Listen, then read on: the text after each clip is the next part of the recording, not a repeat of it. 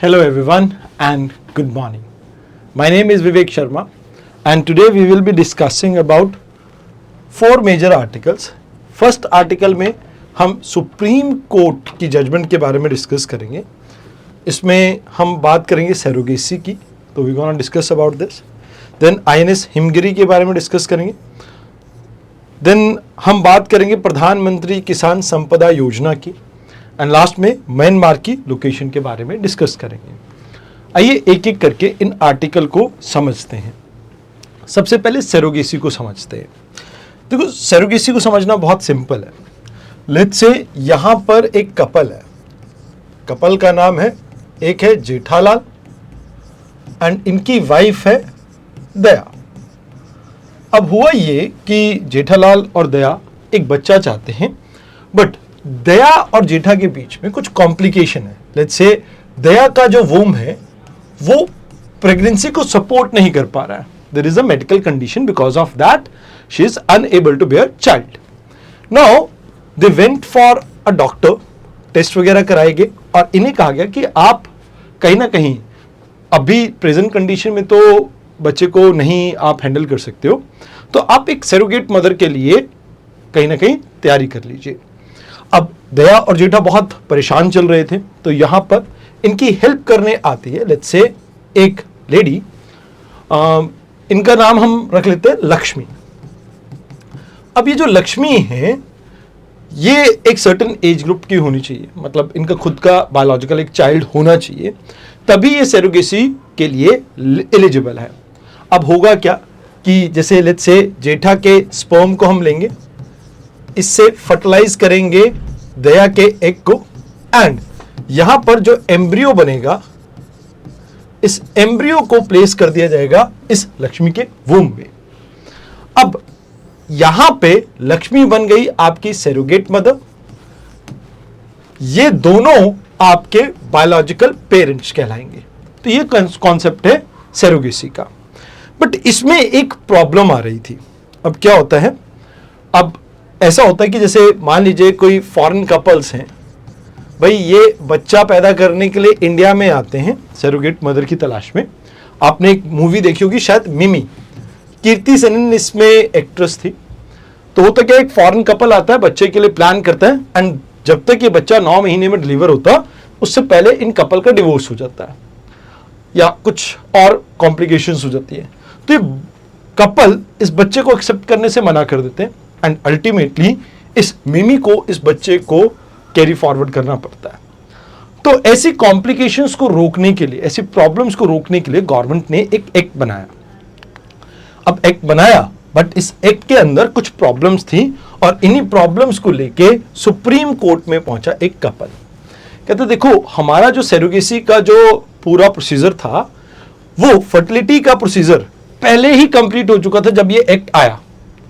अब इसमें ये जो लॉ है कहीं ना कहीं रेट्रोस्पेक्टिव एप्लीकेशन को इनएलिजिबल बनाता है. भैया आप मान के चलो, जैसे एक्ट आया आपका 2021 में, तो किसी कपल ने लेट्स से ये आया आपके मार्च या अप्रैल मंथ में, और किसी कपल ने 2020 में बच्चा पहले से ही प्लान कर रखा था and it was due for delivery. अब जब ये बच्चा डिलीवर हुआ तो फिर तो आप मान के चलें कि कपल को बहुत परेशानी आई होगी. तो कहते कि भाई देखो, हमारे पास आर्टिकल 21 के अंदर रिप्रोडक्टिव ऑटोनॉमी है और कहीं ना कहीं आर्टिकल 14, आर्टिकल 21 ये दोनों ही इस चीज को सपोर्ट करते हैं कि सभी को इक्वल राइट्स दिए जाएंगे, कानून की नजर में सब बराबर हैं एंड कहीं ना कहीं पर्सनल लिबर्टी है सभी को. तो कहते कि इन दोनों को वायलेट करते हैं, तो आप जज साहब इस पूरे एक्ट के अंदर कुछ चेंजेस लाइए. तो ये यहां पर बात हुई. अब यहां पर आपको समझना होगा सरोगेसी रेगुलेशन 2021 के इंपॉर्टेंट प्रोविजन को, क्योंकि ये आपका इफेक्ट में आया जैसे जनवरी में, बट कपल्स ने अपने प्रोविजंस को जिन्होंने 2021 में कंप्लीट कर लिया था तो उनके लिए प्रॉब्लम थी. ये बैन करता है कमर्शियल एक्सप्लॉयटेशन को, सरोगेसी को अलाउ करता है सिर्फ अल्ट्रुइस्टिक मोटिव के लिए, जहां पर आप किसी की हेल्प करने के लिए कुछ कर रहे हैं. एंड ये कहीं ना कहीं आपका इन टेंडम वर्क करता है reproductive assisted reproductive technology act 2021 के. तो ये एक कॉम्प्रिहेंसिव रेगुलेशन का काम करता है जो इंडिया के अंदर आपका रेगुलेटरी फ्रेमवर्क प्रोवाइड करता है असिस्टेड रिप्रोडक्शन के लिए. अब इसके ऑब्जेक्टिव क्या थे कि कमर्शियल सरोगेसी को हम बंद करेंगे, एथिकल और अल्ट्रुइस्टिक सरोगेसी को प्रमोट करेंगे, ट्रांसपेरेंट अकाउंटेबिलिटी के साथ सरोगेसी सर्विसेज को प्रोवाइड करें ताकि जो भी आर्ट थेरेपी से लिंक्ड क्लिनिक है, इवन सरोगेट मदर और उसके बच्चे को यहाँ पर उसके राइट्स को प्रोटेक्ट करने की बात की जाती है। एंड मोर ओवर, अगर आप ये मान के चलें कि कोई भी प्रॉब्लम होती है तो ये इंश्योर किया जाए कि सरोगेसी जो है वो लास्ट ऑप्शन की तरह यूज किया जाएगा, it's not the first option. अब देखो इसमें क्या चीजें हैं जो आपको ध्यान में रखनी है। जैसे कपल की एज, जो वुमन है 23 से 50 साल की होनी चाहिए, आदमी की जो एज है 26 से 55 साल के बीच में हो सकती है, एंड इनफर्टिलिटी का प्रूफ होना चाहिए, तभी इस केस में आप कह सकते हो कि एलिजिबल हैं ये इस तरह के लाइक रिप्रोडक्शन के लिए। तो अल्ट्रूसिव सरोगेसी यहां पर अलाउ की गई है, कमर्शियल को बैन किया गया। सिंगल मदर जो है, विडो है, उनको 35 से 45 साल की एज ग्रुप में जो है उनको अलाउड है ये। अनमैरिड वुमेन्स को इसमें एक्सक्लूड किया गया, एलजीबीटी कम्युनिटी को एक्सक्लूड किया गया। सिंगल पेरेंट नहीं अलाउ है यहाँ पे, मतलब single parent in the sense कि सिर्फ आदमी है, आदमी अकेला भी नहीं करवा सकता है। जैसे लेट्स से करण जौहर है, तो Karan Johar can not do this अब राइट नाउ, जो करंट लीगल सिनेरियो है। तो कहते हैं कि भाई यहां पर इट रिक्वायर्स कि भाई मेडिकल नेसेसिटी है इस चीज की, एंड देन इंश्योरेंस कवरेज लिया जाएगा सरोगेट मदर का, तभी ये पॉसिबल हो पाएगा। एंड इसमें जो आपका नेशनल और स्टेट सरोगेसी बोर्ड है वो आपका पूरा इंप्लीमेंटेशन और मॉनिटरिंग करेगा इस एक्ट की।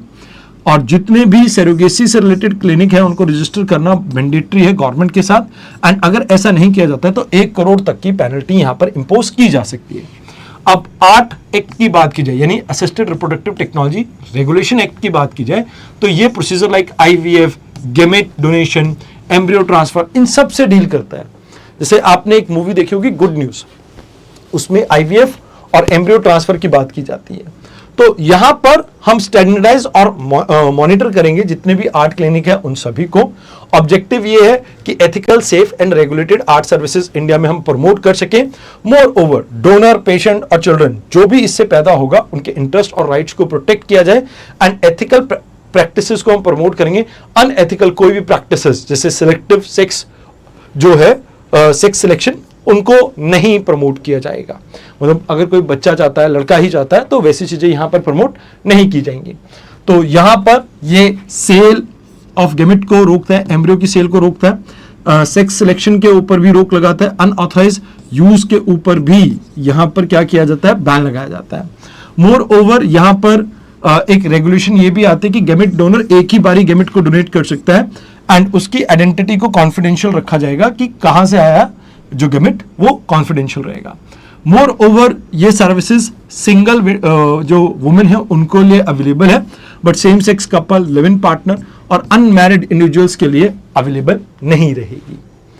अब इसमें क्या चैलेंजेस हैं इसको समझना बहुत सिंपल है। पहली चीज तो रिजिड एज कर दी आपने कि भाई 50 की लिमिट है वुमेन्स के लिए, 55 की लिमिट है मेन के लिए। भैया उनके फिजिकल कंडीशन के ऊपर डिपेंड करना चाहिए ना, मेडिकल फिटनेस के ऊपर। मोर ओवर यहां पर एडवांस रिप्रोडक्टिव हेल्थ केयर को कहीं ना कहीं आपने निगलेक्ट कर दिया। भाई आज की दुनिया में सब कुछ तरक्की पे है, तो यहां पर ये 50 और 55 की एज लिमिट थोड़ी गलत है। कहते ग्रैंडफादर क्लॉज नहीं है इसमें कि भाई अगर पहले किसी ने कर चुके हैं ऐसा बच्चा पैदा, तो उनको कहीं ना कहीं आप इनएलिजिबल मत बनाइए। फिर एलजीबीटी और अनमैरिड वुमेन्स को ये राइट अवेलेबल नहीं है, तो आर्टिकल 14 एंड आर्टिकल 21 का सीधा सीधा वायलेशन देखने को मिलता है।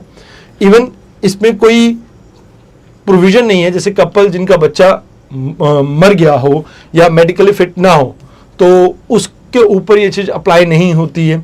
मोर ओवर कहीं ना कहीं उसके लिए कोई मेडिकल बोर्ड भी नहीं बनाया गया कि इंडिविजुअल की कंडीशंस को देख के सर्कमस्टांशियल बेसिस पे आप अलाउ करें, बिकॉज एक ये है कि ये जो सरोगेसी का जो प्रोविजन है ये उन्हीं कपल के लिए एलिजिबल है जो जिनका कोई लिविंग चाइल्ड नहीं है। हाँ, अगर बायोलॉजिकली वेजिटेटिव स्टेट में है बच्चा, मतलब बच्चे को कोई टर्मिनल डिजीज है, उस केस में शायद ये अलाउ करता है, तो वो चीजें यहां पर आपको याद रखनी है। अब देखो वे फॉरवर्ड यही हो सकता है कि आप कहीं ना कहीं रेट्रोस्पेक्टिव जो भी लोग हैं उनको तो एटलीस्ट आप ऑनगोइंग केसेस जो हैं उनको तो आप अलाउ कीजिए। मेडिकल बोर्ड इवेल्युएट करे कि भाई किसको आप अलाउ करेंगे सरोगेसी के लिए और किसको नहीं। एंड अनमैरिड वुमेन्स, LGBT और लिव इन कपल्स के लिए भी आप इसे ओपन कीजिए। एंड मोर ओवर रिस्ट्रिक्टिव और जो एक्सक्लूसिव मेजर्स हैं आप उनको थोड़ा ठीक से मॉनिटर कीजिए, बिकॉज इससे कहीं ना कहीं एक प्रॉब्लम ये रहती है कि भी जेन्युइन केसेस को भी प्रॉब्लम देखने को मिलती है, बिकॉज आपके रेगुलेटरी फ्रेमवर्क बहुत ज़्यादा बड़ा है। एंड पीरियडिकली आप इसको रिव्यू कीजिए ताकि लोगों की प्रॉब्लम्स को आप टाइम रहते सॉल्व कर सकें। तो दीज आर द थिंग्स जो आपको इस आर्टिकल में पढ़नी थी। अब बात करते हैं इंडियन नेवी की, और इंडियन नेवी के एक बड़े शिप की। Garden reach ship builder engineer, Kolkata base हमारी एक PSU है, इसने बिल्ड किया है इंडियन नेवी के लिए INS हिमगिरी। ये प्रोजेक्ट 17A के अंडर आता है। प्रोजेक्ट 17A को आप नीलगिरी क्लास भी बोलते हैं। तो इसमें यह डिजाइन किया गया है वॉरशिप डिजाइन ब्यूरो के द्वारा, जिसमें 75% कंपोनेंट इंडियन है और 200 से ज्यादा आपकी MSME ने इसमें पार्टिसिपेट किया है। ये थर्ड इस क्लास की जो आप ये कह सकते हो कि फ्रिगेट है। अब INS हिमगिरी आपकी लैंडर क्लास फ्रिगेट की कैटेगरी में आती है। एक्चुअल में पहले भी हमारे पास INS हिमगिरी हुआ करती थी, 30 साल उसने सर्विसेज में रही और 2005 में उसको डीकमीशन कर दिया गया था। तो उसी की तर्ज पे इसे बिल्ड किया गया है, जो कि कहीं ना कहीं मॉड्यूलर कंस्ट्रक्शन की कैटेगरी में आते हैं। इसके अंदर आपको एडवांस इंटीग्रेटेड प्लेटफॉर्म देखने को मिलते हैं, प्लस डीजल और गैस दोनों से ये इसके इंजन रन कर सकते हैं। मोर ओवर रडार सिग्नेचर इसके बहुत कम है, अकॉस्टिक सिग्नेचर कम है, इसलिए ये स्टिल्थ फ्रिगेट की कैटेगरी में आ जाता है आपका। And supersonic surface to surface missile, medium range surface to air missile, ऐसी मिसाइल्स भी आपको देखने को मिलती है। तो ये मल्टीपल रोल के लिए आपका आप कह सकते हो कि यूज किया जा सकता है, जैसे एंटी सबमरीन, एंटी एयर और एक्सकॉट के लिए भी। देन इवन इसका साइज अगर हम बात करें मीडियम है। अब डिस्ट्रॉयर शिप्स आपकी लार्जली ऑफेंसिव चीजों के लिए यूज किया जाता है, सरफेस स्ट्राइक या एयर डिफेंस के लिए।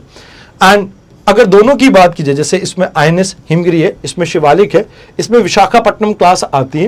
ये मॉडर्न यूजेस की बात की जाए वाइडली यूज किया जाता है, ये वेरी एक्टिव है, बट कहीं ना कहीं आप जब किसी बड़े ऑपरेशन के बारे में सोचते हो तो तब इसे यूज करते हो।